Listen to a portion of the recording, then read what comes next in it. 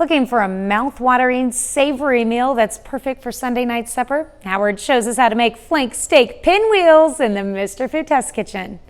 When you stop by the meat case, do you feel overwhelmed? If you do, you're not alone. It can get pretty confusing. But if each week you pick up one cut of meat and get familiar with it, in no time you'll feel like a pro. To get things going, today we're going to use one of my favorite budget cuts, flank steak. To start, we butterfly it.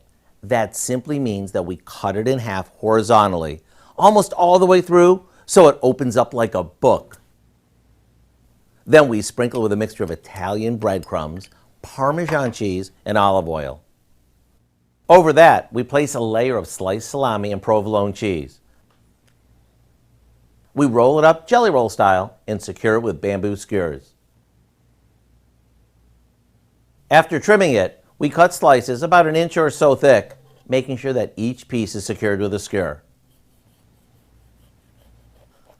Then, sear these off on a grill or in a skillet and finish them off in the oven. Serve these for a quick weeknight dinner. Everyone will think you fussed all day. To get the recipe for our flank steak pinwheels, all you have to do is check out our website. I'm Howard of the Mr. Food Test Kitchen, where today we found a meat and cheesy way for you to say, ooh, it's so good.